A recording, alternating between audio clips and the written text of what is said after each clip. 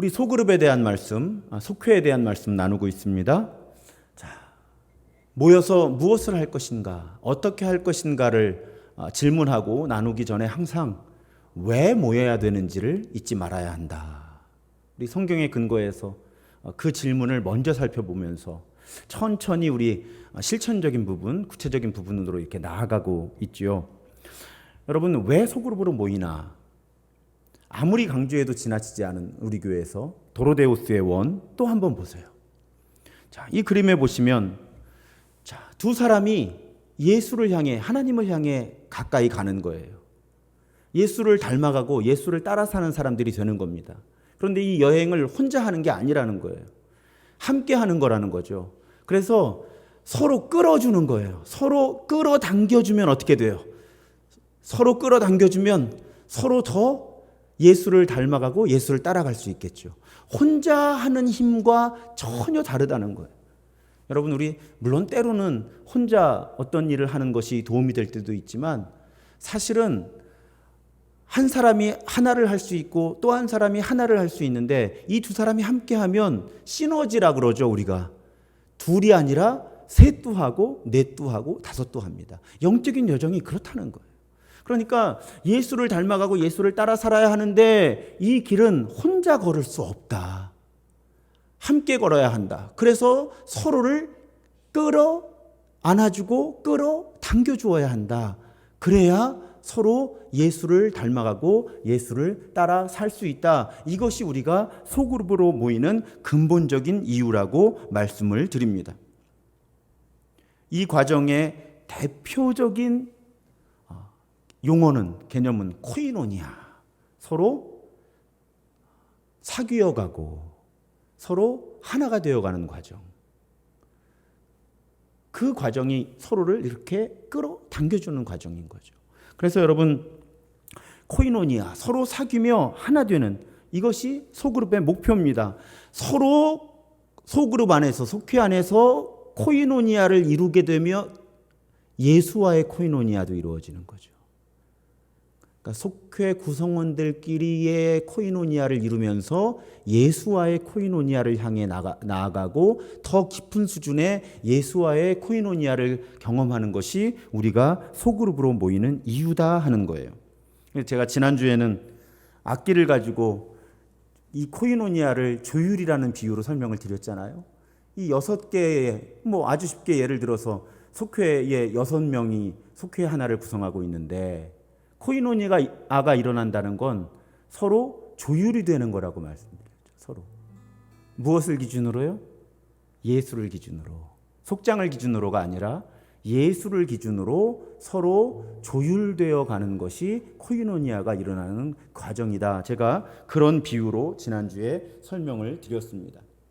자, 그렇게 코이노니아가 일어나는 과정, 서로 조율되는 과정, 이걸 다른 말로 표현하면 지난주 설교 복습하는 거예요. 나를 알리고 다른 사람을 알아가는 과정이라고 말씀을 드렸죠. 내가 어떤 사람인지를 알리고, 하지만 동시에 이 소그룹의, 이 속회의 다른 사람들이 어떤 사람들인지를 알아가고 알리고, 자, 그 과정이 일어나야 코이노니아가 시작되는 거죠. 그리고 그렇게 알리고 알아가는 과정이 이어지다 보면 어떤 현상이 일어난다고요? 자, 모든 것이 예수를 기준으로 조율이 되기 때문에 지난주 우리 살펴본 빌립보서 2장에 예수의 마음이 어떤 마음이라고요? 빌립보서 2장에서 자기 비움, 자기를 비우는 케노시스라고 말씀드렸죠. 예수의 자기 비움을, 예수께서도, 제가 그런 묵상을 해봤어요. 심지어는 하나님도 우리에게 맞춰서 조율이 되주셨구나. 그렇잖아요. 하나님이 사람이 되어주신 거잖아요. 세상에. 우리 하나님이 그런 하나님이에요. 하나님 기준으로 다 맞추라고 하시는 것 같아요. 성경을 잘못 읽으면. 그런데 사실은 우리 하나님은 하나님 기준으로 다 맞추라고 하는 독재자 하나님이 아니시고요. 오히려 우리들에게 맞춰서 자신을 조율해 주신 거예요. 그래서 사람으로 이 땅에 오신 거죠. 그래서 우리가 코이노니아의 첫 번째 단계에서는 나를 알리고 서로를 알아가는 과정으로 시작하지만 그 과정을 통해 점점 코이노니아가 진행이 되고 예수를 닮아가기 시작하면 그 예수의 케노시스, 자신을 비우는 마음을 닮아가면서 다른 지체들에 대해서 관심을 갖게 되고 다른 지체들의 형편을 돌봐주게 되고 다른 지체들의 필요를 챙겨주게 되고 그렇게 서로를 보듬어주고 도와주는 그런 공동체를 이루어 갈 수밖에 없다. 여러분 이 표현을 잘 들으셔야 돼요. 이루어 갈 수도 있다가 아니고요. 이루어 갈 수밖에 없다는 거예요. 어떨 때? 우리가 영적으로 성숙해 간다면, 우리가 정말 예수를 닮아가게 된다면, 그런데 소그룹으로 모인다면 이건 하려고 하는 게 아니라요. 이루어질 수밖에 없는 과정이에요. 우리 속회에 다른 사람들의 형편이 어떤가? 어떤 기도 제목을 가지고 있나? 지금 어떤 필요가 있는가? 내가 무엇을 도와주면 좋은가? 자연스럽게 우리는 그리스도의 마음을 닮아가면서 그런 생각을 하게 되고 처음에는 생각만 하죠. 하지만 코이노니아가 점점 성숙해가면 이제 실천으로 옮기게 되는 겁니다. 그런 일들이 우리의 소그룹, 속회에서 일어나야만 하는 거예요. 그럴 때 오늘 야고보서 본문은 구체적으로 두 가지 실천을 잘 하라고 설명해 줍니다. 굉장히 중요한 메시지예요. 자, 그 중요한 실천이 무엇이냐? 16절에 요약이 되어 있잖아요. 그러므로 너희 죄를 서로 고백하며 병이 낫기를 위하여 서로 기도해라. 의인의 간구는 역사하는 힘이 크다. 두 가지 뭐예요? 서로. 자, 서로라는 단어가 사실은 성경에 무지하게 많이 나옵니다. 특히 이 교회에 대한 편지들 보면 서로 함께 이 단어가 엄청 많이 나와요.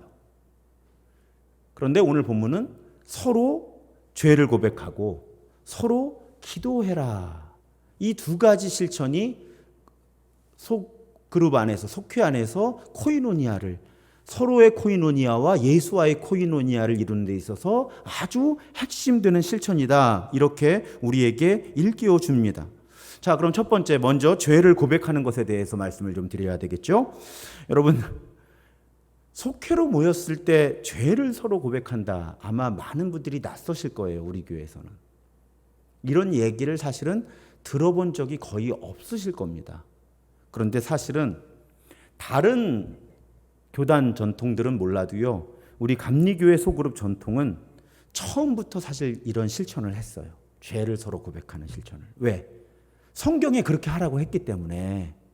그래서 여러분, 제가 얼마 전부터 번역이 적절치 않아서 영어로 먼저 말씀드렸죠. accountability라고, 넓은 의미로 보면 영적 책임의식, 연대의식이라고 번역을 해드렸어요. 그러니까 교회 안에서, 특히 소그룹 안에서 서로에 대한 책임의식을 갖는 거예요. 어떤 책임? 함께 예수 닮아가야 되는데, 함께 예수 따라 살아야 되는데 하는 그 책임의식, 그 연대의식, 그것을 영어로 accountability라고 부르는데, 좁은 의미로 사실은 영어의 accountability는 우리 초기 감리교 운동, 특히 영국에서 18세기에 초기 감리교 운동이 일어났을 때 감리교회는 처음에 아예 독립된 교회나 교단으로 만들어진 게 아니라 영국 성공회 안에 특별한 의도를 가진 소그룹으로 만들어진 거거든요, 사실상.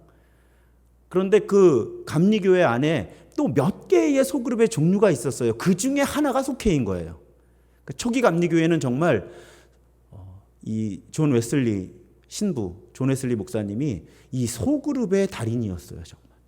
정말 필요에 따라서 소그룹을 몇 단계로 적절하게 만들어서 성도들이 그 필요에 따라서 소그룹을 통해서 서로 빚어지도록, 그 가운데 하나가 속회였던 거죠. 그런데 그런 모임, 그런 여러 종류의 소그룹에 있어서 이 어카운트빌리티는 오늘날 우리말로 직고라고 번역을 합니다. 직고. 한자로 직고. 이게 무슨 뜻인가 하면 숨김없이 서로 고한다는 거예요. 성경에 그런 표현이 나오죠. 숨김없이 서로 고한다.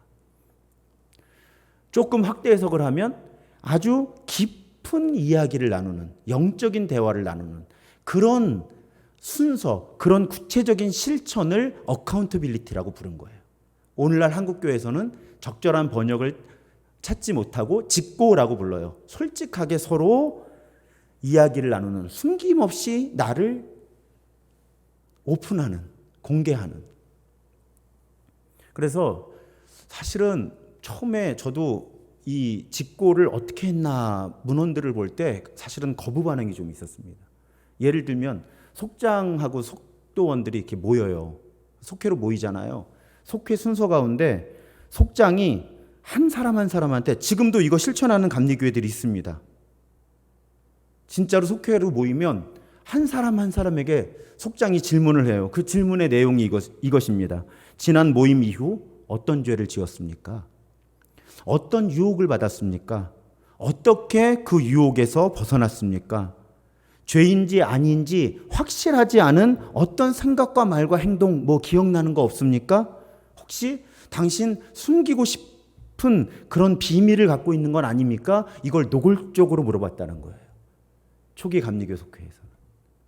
이거 안 하면, 못하면 속회 못 들어왔어요. 쉽게 말하면 감리교회 교인이 될 수 없었던 거예요.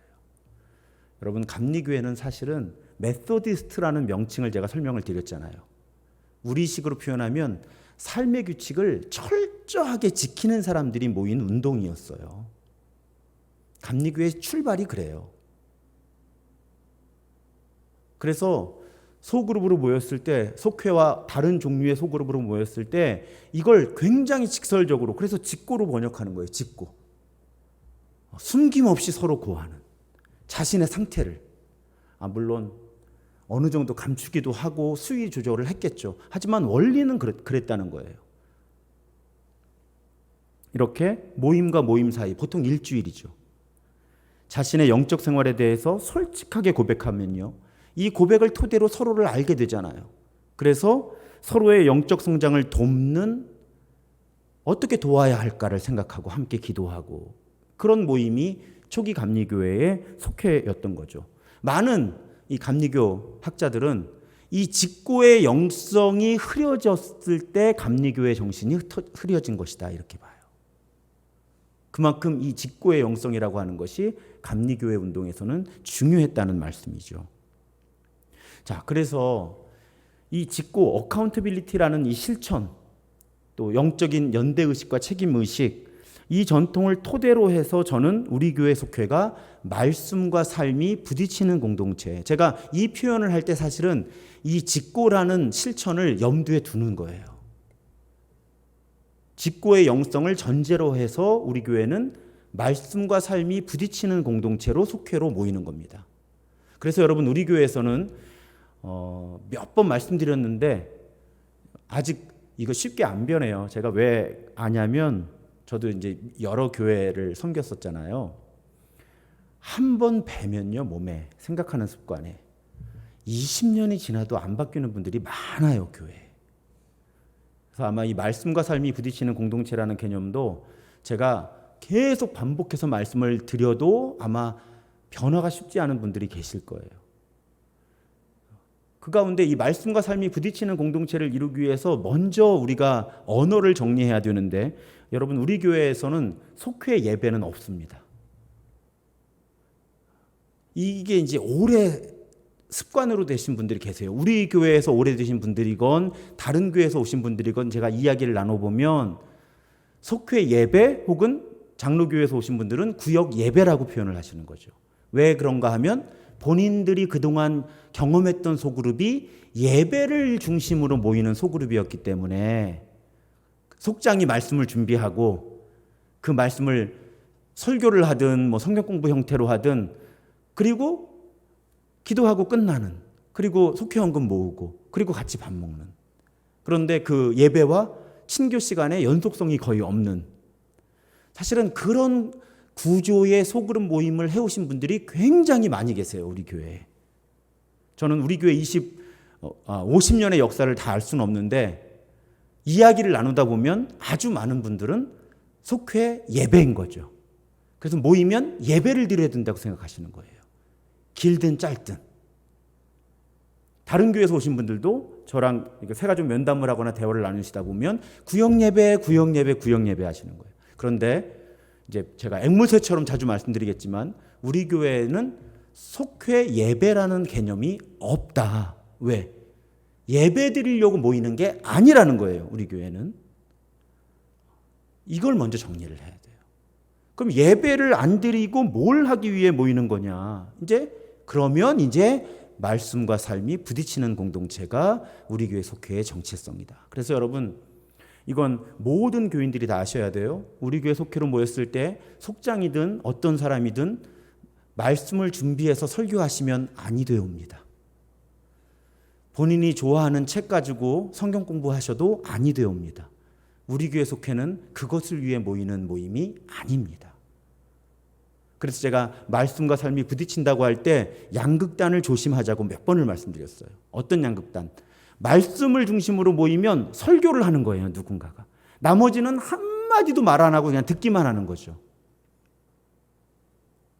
반대로요, 삶을 중심으로 모이는 공동체는 하나님의 말씀은 한마디도 안 하고 사는 얘기만 하는 거예요. 어디 맛집이 있다더라, 어디 아프면 어느 병원이 좋다더라. 이 양극단이 있다니까요, 교회 소그룹에. 그런데 교회 소그룹은 일단 말씀이 없는 소그룹은 당연히 아니겠죠, 교회 소그룹은. 하지만 우리 교회는 말씀만 전하는 소그룹이 아니라, 또 말씀 전하는 시간, 삶을 나누는 시간이 분리되는 소그룹이 아니라 말씀과 삶이 같은 시간, 같은 공간 안에서 부딪히는 것이 우리 교회 속회의 정체성이다. 여러분, 이거 꼭 붙드셔야 됩니다. 이게 우리 교회 속회의 정체성이에요. 속장들의 부담이 이런 부분에서 없어야 돼요. 여러분, 저처럼 신학 공부하고 유학까지 갔다 오고 설교가 직업인 사람도 누구 앞에서 몇 마디 하려면 얼마나 준비해야 되고 스트레스 받는지 아세요? 이거 속장님들이 못해요. 이제 오늘날의 시대에는. 예전에는 설교를 들을 기회가 많지 않았잖아요.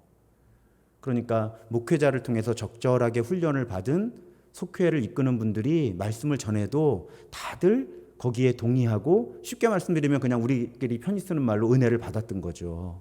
근데 지금은 상황이 그렇지를 않아요. 그러니까 이건 우리 모두를 위한 거죠. 속회가 어떤 아무리 훌륭한 분이라고 해도 그분 한 분이 성경을 가지고 혹은 어떤 책을 가지고 뭔가 가르치려고 할 때 사실은 서로가 매우 큰 부담 가운데 놓이는 겁니다. 그래서 우리 교회 속회는 예배가 아니다. 성경 공부도 아니다. 말씀과 삶이 동시에 같은 시간과 같은 공간 안에서 부딪히는 것이 우리 교회 속회의 정체성이라고 하는 것입니다. 그럼 구체적으로 어떻게 하느냐? 제가 예전에 속장 교육을 할 때 몇 가지 사례를 말씀드렸는데 오늘 두 가지만 말씀드릴게요. 가장 좋은 건 결국은 말씀과 삶이 부딪힌다는 건 말씀대로 산 삶을 나누는 거예요. 그냥 삶이 아니라, 그냥 말씀이 아니라 말씀대로 살아보니 이렇더라 하는 얘기를 나누자는 거예요. 속회로 모였을 때는. 그 구체적인 방법 한 가지는 설교를 공통 분모로 하는 것이 가장 안전하고 편안해요. 보통은.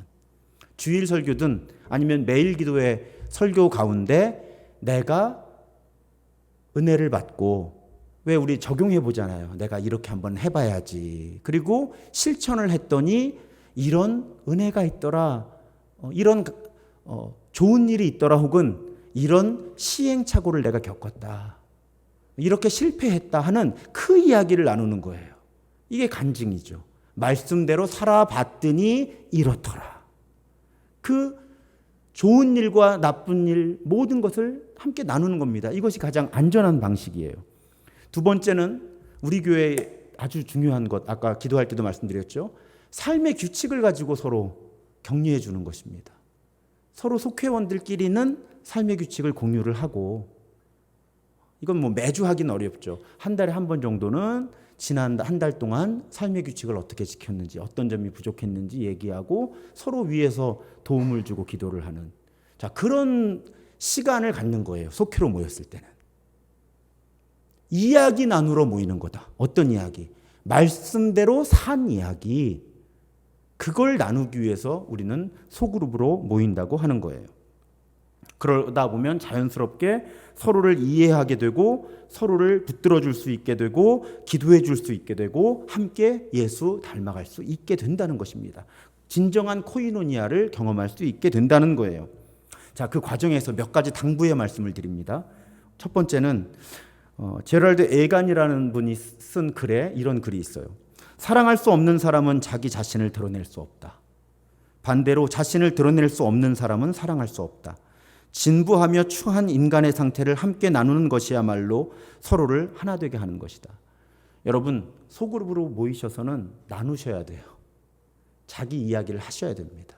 그런데 솔직하게 하셔야 되는 거예요.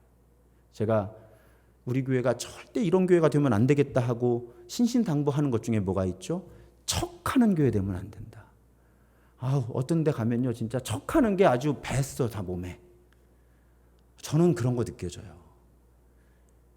이 공동체는 척하는 게 아주 몸에 배서 자기들끼리는 못 느껴. 그냥 다 문화 코드가 된 거예요. 서로가 다 감안해 주는 거야, 그걸. 외부에서 들어간 저 같은 사람이 보면 슬프죠. 어쩌면 이렇게 척하는 문화가 자리 잡았을까. 근데 여러분, 이 말 꼭 기억하세요. 사랑할 수 없는 사람은 자기 자신을 드러낼 수 없습니다. 또 자기 자신을 드러낼 수 없는 사람은 사랑할 수 없는 거예요. 그냥 있는 모습을 있는 그대로 드러낼 때 우리는 사랑할 수 있게 되고 사실은 사랑받을 수 있게 되는 거예요. 우리가 이 용기가 없어요. 왜? 세상이 다 척하는 문화로 오염돼 있어서. 근데 여러분, 교회는 그러면 안 된다는 거예요. 교회는 사랑하기 위해 모인 거잖아요, 사실은. 또 사랑받기 위해 모인 거예요. 그러면 내 이야기를 할 수 있어야 되고 남의 이야기를 들을 수 있어야 된다는 거예요. 그런데 솔직하게. 그것이 이루어지지 않으면 코이노니아가 이루어지지 않아요.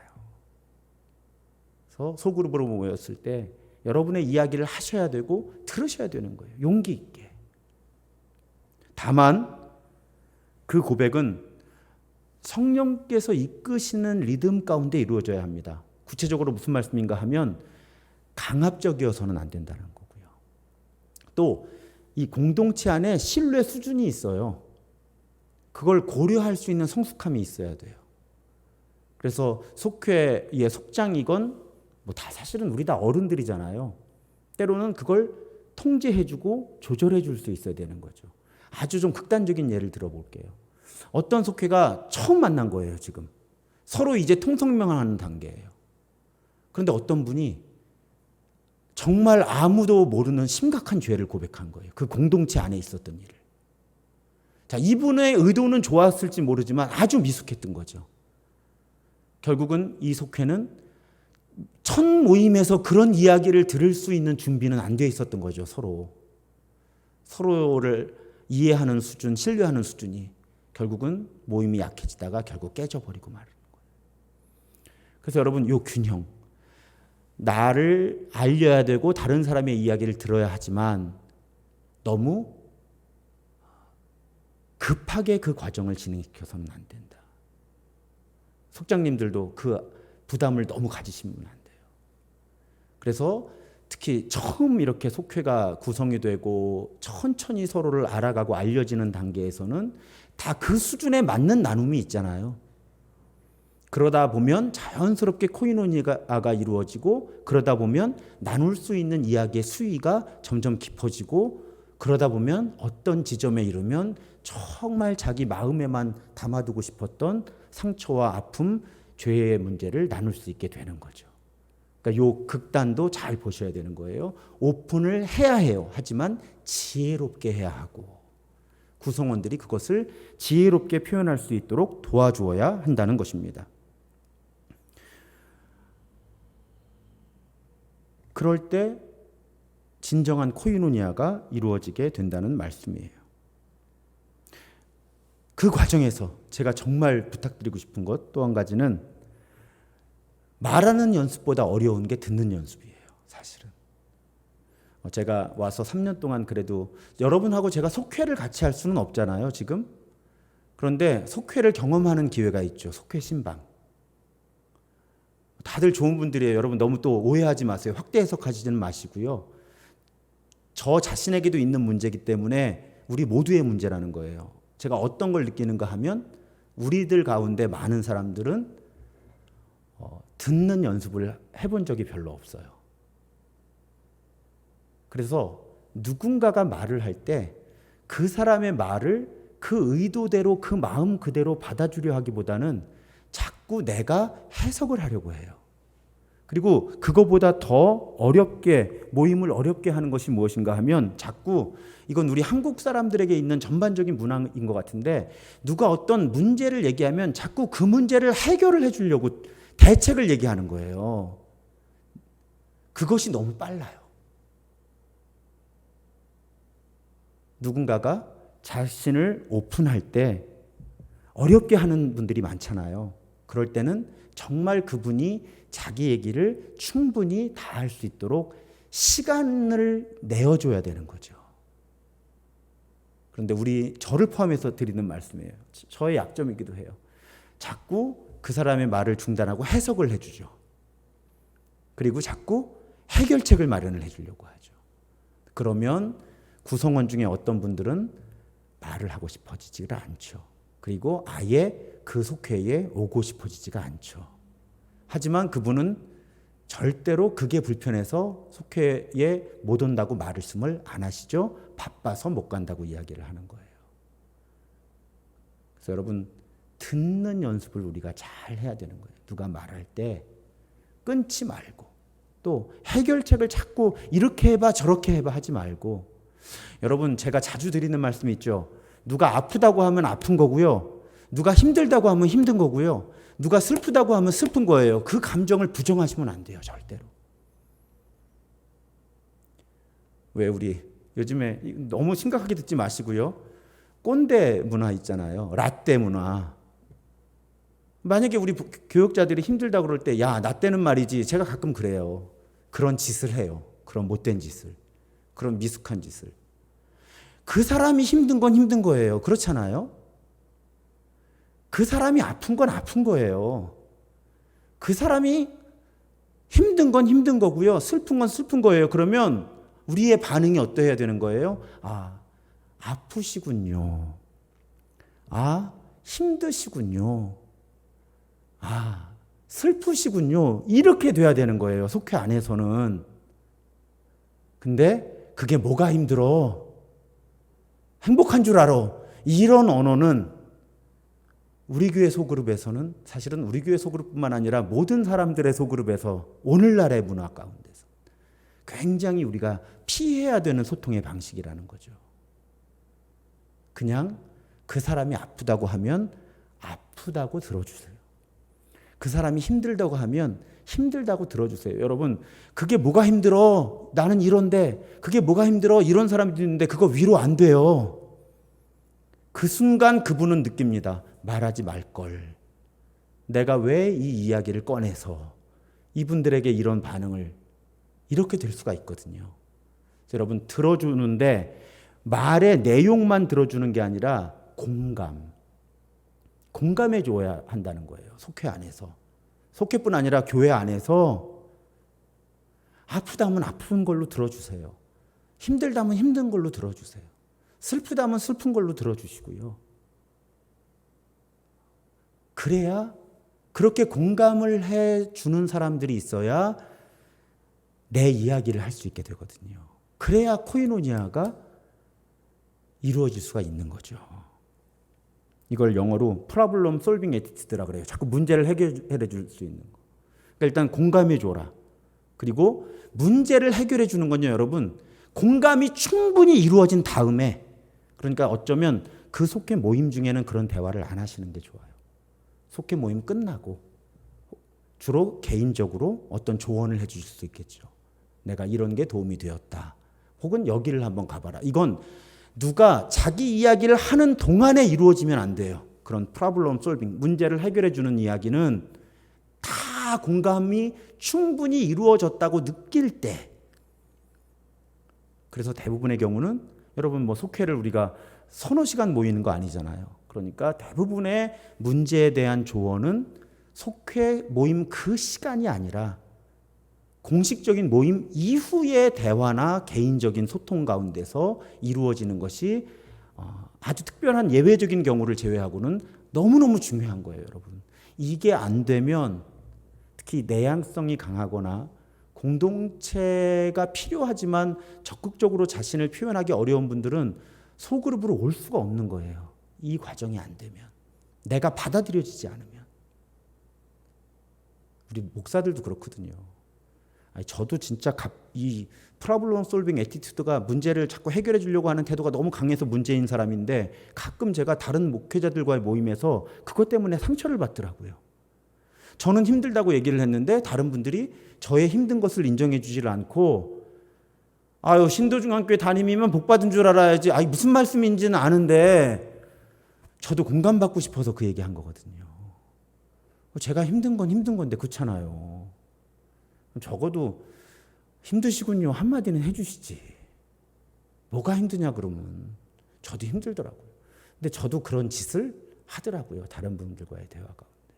우리가 진정한 영적 공동체, 진정한 코이노니아를 이룰 때 제일 중요한 건 오픈해야 하지만 오픈할 수 있도록 서로 들어주어야 하는데, 말의 내용도 끝까지 들어주어야 하지만 그보다 더 중요한 것은 그 사람의 문제를 공감해 주어야 한다.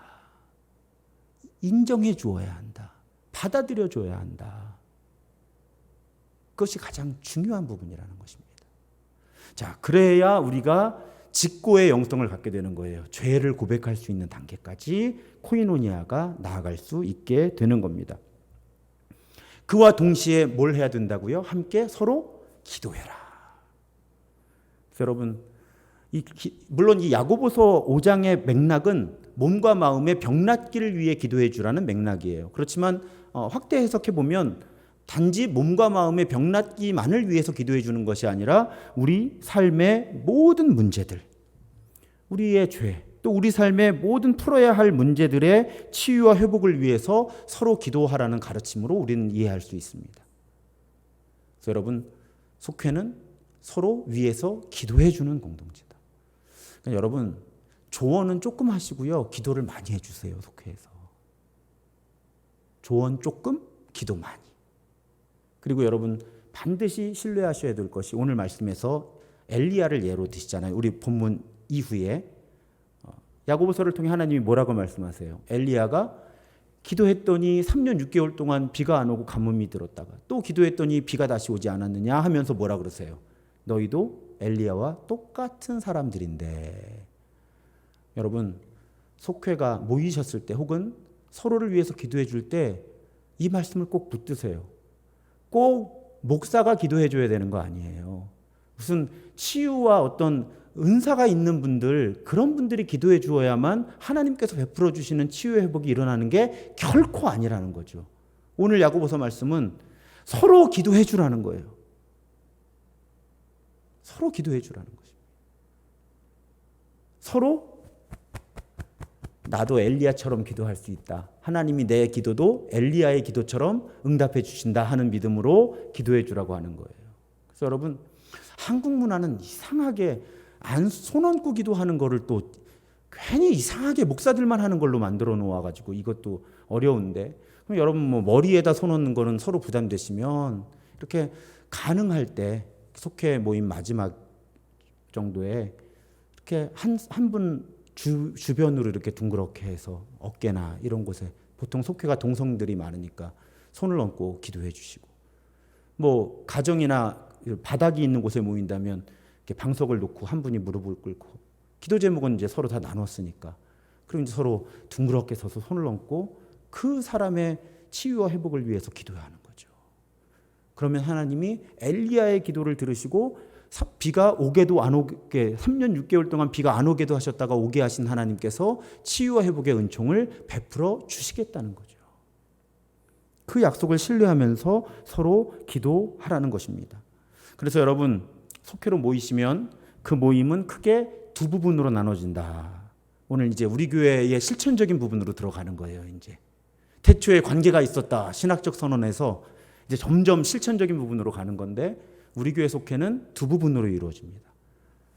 첫 번째 부분은 말씀과 삶이 부딪히는 대화를 나누고 서로 공감하는 부분, 그리고 서로를 위해서 기도해 주는 부분. 쉽죠?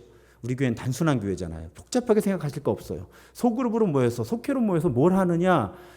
말씀대로 산 삶의 이야기를 나누고 서로 기도해 주면 되는 거예요. 그것이 우리 교회 속회가 모이는 이유예요. 그럴 때 여러분, 속장에게만 너무 많은 책임을 부과하지 마세요.